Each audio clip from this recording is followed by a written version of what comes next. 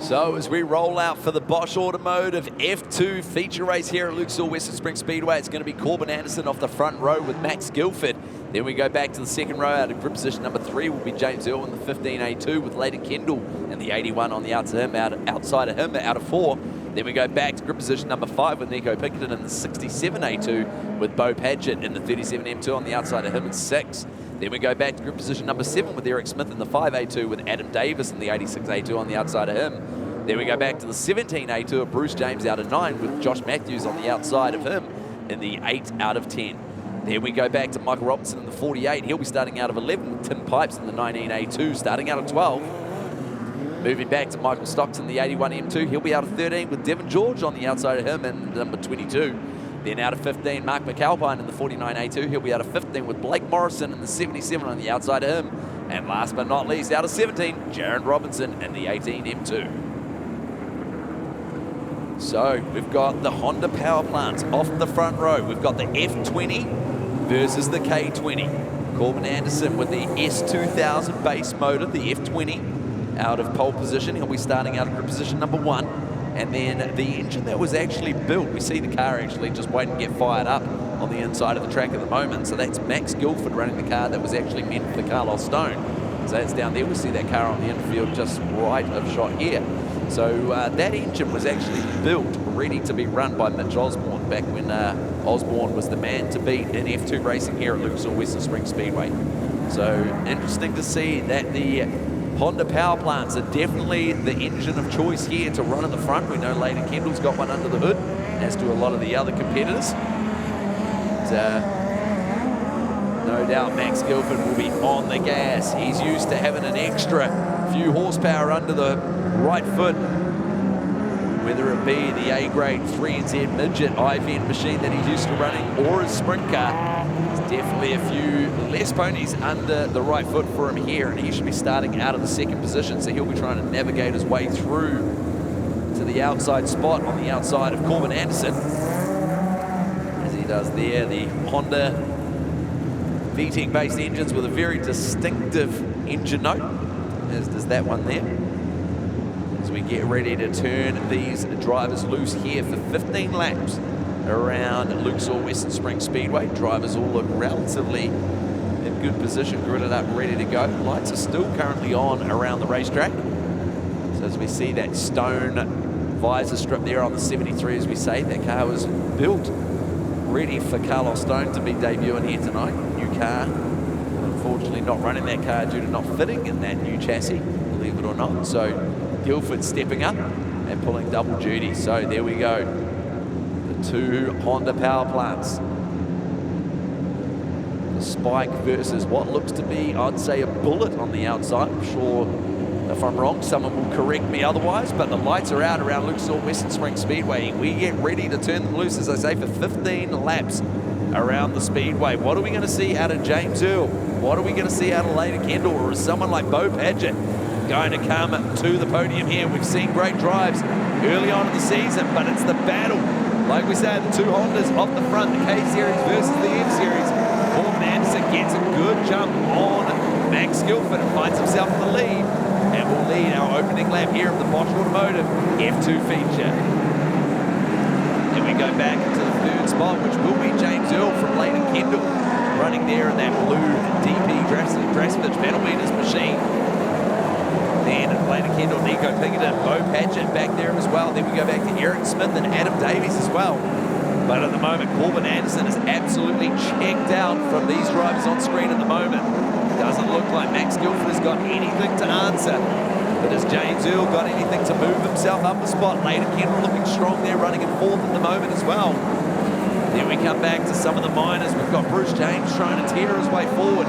He's running right up by the wall as well, but this is the battle for third, fourth, fifth, and further back as well. At the moment, it looks like anything could happen with our top 5, but the man who has the answer for everything is the Garrett Turbos All-Tech, number 69, out front from these drivers here. Max Guilford looks like he's got a little bit of a read on the racetrack. He's got the car under on him, strong enough for second spot. But with 10 laps to go for our leader, Corbin Anderson, just as we say, as Bruce James gets right up by the wall once again. trying to build some momentum, but the fast drivers at the front at the moment aren't running up there. They're all squeaking around that pole line, trying to keep that inside left rear on the asphalt, on the concrete, to give them some drive getting off the turn. And that seems to be the fastest way around Western Spring Speedway at the moment. Throwing the car in on the pole line. We can see that pole line starting to take rubber there. The right rear firmly placed on exactly the same part of the racetrack, pretty much for the full field, as we've got the 18 M machine, it looks like, pulling off into the infield as we speak. Corbin Anderson already with lap traffic in contention here. He's only half a lap away from getting himself mixed up with the first of the lap cars. But at the moment, James Earl still running in the third spot. So, Layden Kendall also running the same power plant under the hood as the car out front at the moment, but it's definitely Corbin Anderson that has the legs on his competitors at this point in time. Max Guilford with about 10 car lengths between himself and James Earl at this point in time. So it looks like the only position that's going to change in our top three is going to be the third position. James Earl just slipping back a little bit, losing a little bit of momentum. 5 laps to go for this man on screen, as he is now on the back of the lap traffic, terrorizing some of the back markers with 4 laps to go for him this time by. So still Max Guilford running in the second spot. No one close enough to get to him, not even James Earl. Layden Kendall, no one, as we've got heavy contact with one of the back market drivers down there, and that looks like it's the 49 machine potentially, along with Tim Pipes out of the HLR stable. That orange car went in hard and heavy. So we're going to have to wait and see. It looks like Tim's Pipes is A-OK. And it looks like he just got slid up into. So it looks like it was actually the 48 machine, according to our timing that's in front of us at the moment, as the crash crew gets that orange car back onto its wheels and make sure the driver's A-OK. As we check out that action there. So it was actually Tim Pipes that went around, and we see that heavy contact with the wall from the 48 machine. So Tim Pipes went around initially, and it was actually the 48 that was the last one on the scene there, and unfortunately made the hardest contact. So that'll be the end of the feature here for the 48. So great to see that Michael Robinson's moving around inside that car. We just require a tow truck to get that car lifted off the racetrack. Looks to be a little bit of oil down there, but no one can touch this man. Or is the restart here with only 3 laps left to run for the F2s. Is this the opportunity that Max Guilford needs? He certainly wants it. Corbin Anderson looks like he's opting to start out of the top position. As he slotted back in, because there's less than 5 laps to go here on the feature, so it should be line astern. So we're going to have to wait and see. That should confirm it. But it's going to be Anderson from Guilford, from James Earl, Layden Kendall, Nico Pinkerton, Bo Padgett, Eric Smith, and then we go back to the 17 of Bruce James and Adam Davies in there.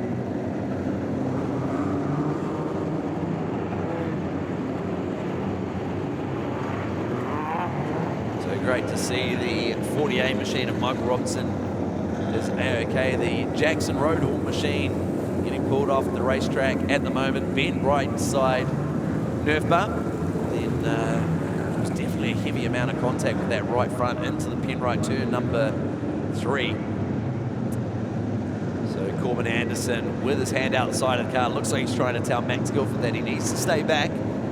Indian file, single file coming down to take the restart.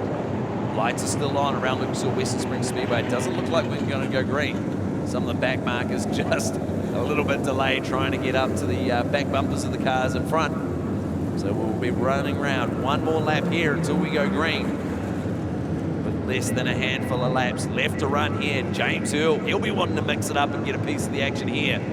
Expect fireworks from the 73 man. We used to see him sporting the I-Vent 3NZ and the 79 sprint car. Lights are out around Lucas Oil Western Spring Speedway, and we get set to turn them loose. ready to go. Corbin Anderson goes. Max Guilford tries to go with him. James Earl in third. Kendall in fourth. What are we going to see? Down into Midas. Turn number 1 and 2. Corbin Anderson jumps out once again in that Spike Honda.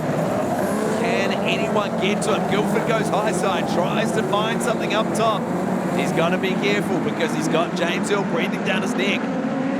But this is the battle a little bit further back. That's Bruce James trying to work his way through, running that high side. Eric Smith also trying to run around the top of Adam Davies there as well.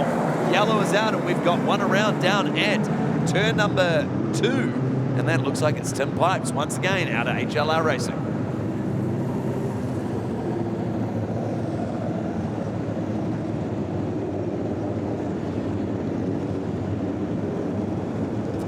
So still, luckily, we've got plenty of time up our sleeve here to run here, just shy of 9 p.m. local time here at the City of Sales, Lucas Oil Western Springs Speedway. It's looking like we're going to be a green-white checkered. Looks like we've got a replay coming up for, no replay. Replays here at Lucas Oil Western Springs Speedway, brought to you by J.A. Russell, but we haven't got one, and Tim Pipes will not be getting a restart, given that he's had his one and only restart here.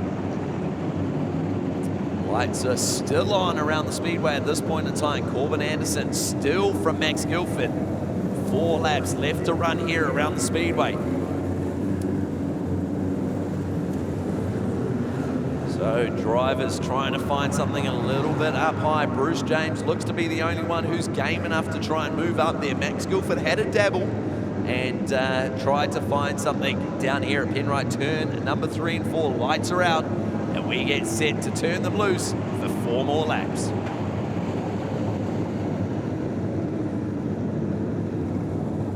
As Corbin Anderson gets set to run past the cone, he's past it. He can go a green and he can pick up throttle any time, and he does. What are we going to see? Bo Padgett up into the 4th spot and tries to make his way forward on James Earl. Looks like this is where the battle is. Anything can change in this 3rd, 4th, 5th, and 6th spot. Bruce James just clips the wall. He's the one that's up on that top shelf trying to get around Nico Pinkerton. Does so now, sets his eyes onto the back of Layden Kendall with Bo Padgett. He's got his foot hard up in that Honda. Aggressive chassis there out of the HLR stable. Max Guilford running right up by the wall. 2 laps left to run here. Corbin Anderson has full control of this one. This is the battle. 3rd, 4th, 5th. James Earl, Bo Padgett, Layden Kendall in there as well. Another one of the F20 powered Honda midgets there running the Terminator chassis. But this man, he is unstoppable in this category at the moment. Corbin Anderson has the answer for anyone that wants to put up a fight. The All-Tech Garrett Turbos man is going to take another feature win at Lucas Oil Western Springs Speedway here for the Bosch Automotive Midgets.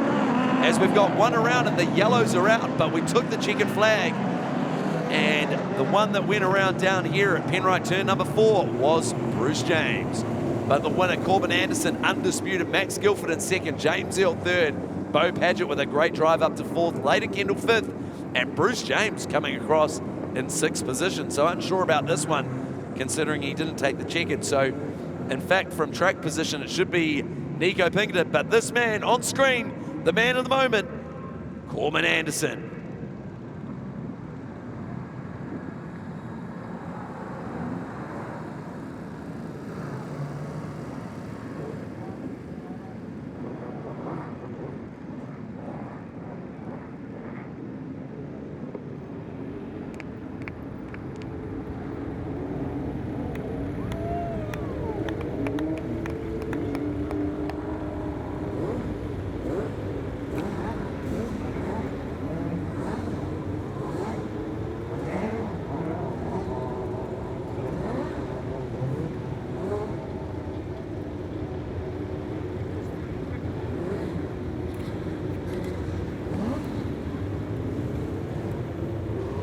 Right, standing here with Corbin Anderson. Corbin, that was a fantastic drive from the front row.